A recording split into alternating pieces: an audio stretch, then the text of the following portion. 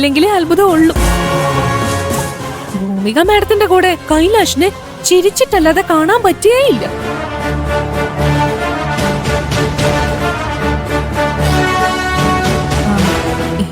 കൈലാഷ് അവന്റെ എല്ലാ പ്രശ്നങ്ങളും ഇപ്പൊ പറയുന്നതേ അവരോടാ.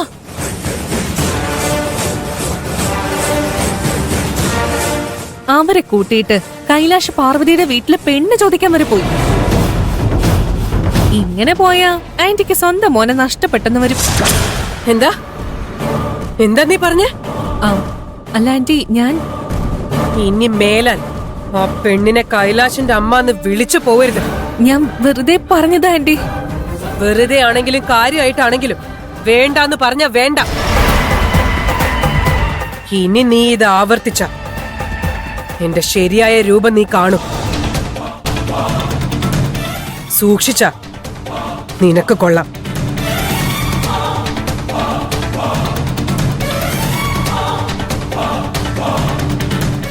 ഇത് ആന്റി സ്ഥിരം ചൂടാകുന്ന പോലെ അല്ല. ഭൂമിക മാഡത്തിന്റെ കാര്യത്തില് ആന്റിക്ക് എന്തോ ടെൻഷൻ കൂടുതലുണ്ട്. വഴിയെ അത് കണ്ടുപിടിക്കണം.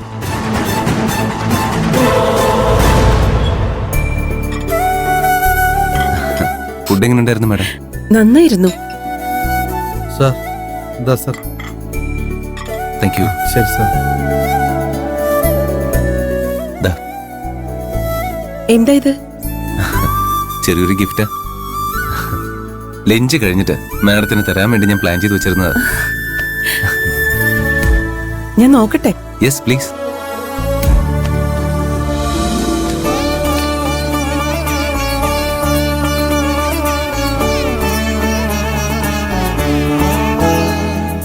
ഞാൻ മാഡത്തിനെ കാണുമ്പോഴൊക്കെ സ്റ്റിഫായിട്ടുള്ള കോട്ടൺ സാരി ഉടുത്തിട്ടാ മാഡത്തിനെ കാണാറുള്ളത്.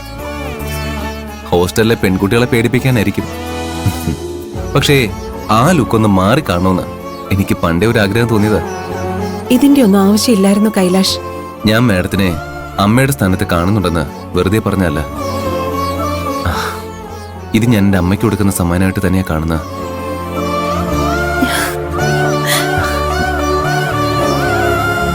മാഡത്തിന് ഇഷ്ടപ്പെട്ടോ? ഒരുപാട്.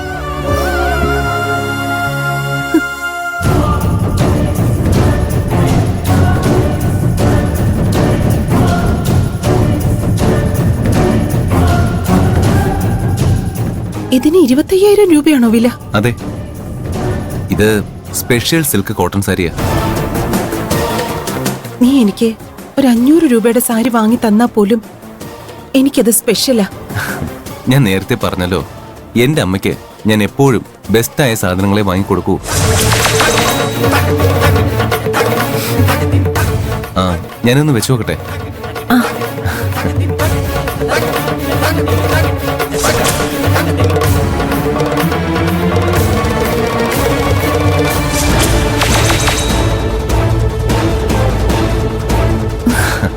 ആഹാ, നല്ല ഐശ്വര്യമുണ്ട്.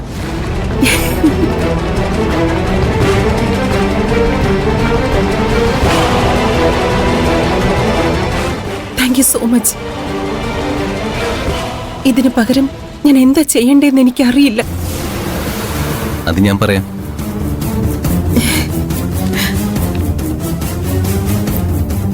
മാഡം എന്നൊന്ന് അനുഗ്രഹിച്ചാൽ മതി.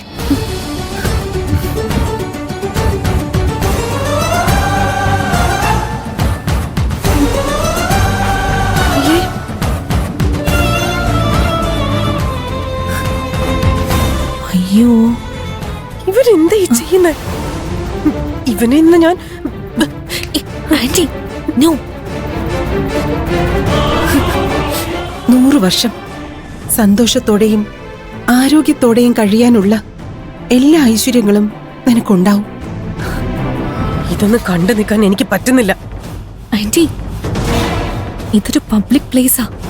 ഇവിടെ വെച്ച് എന്തെങ്കിലും പ്രശ്നം ഉണ്ടാക്കിയാ അതിന്റെ ചീത്തപ്പേര് നമ്മുടെ കുടുംബത്തിന് തന്നെയാ. എന്ന് കരുതി അവൻ ആ പെണ്ണിന്റെ കാലി വീഴുന്നത് ഞാൻ കണ്ടോണ്ട് നിൽക്കണം? ഇവിടെ വെച്ചൊന്നും ചെയ്യണ്ടെന്നാ ഞാൻ പറഞ്ഞത്. വീട്ടിലെത്തിയിട്ട് കൈലാഷിനോട് സംസാരിച്ചോളൂ.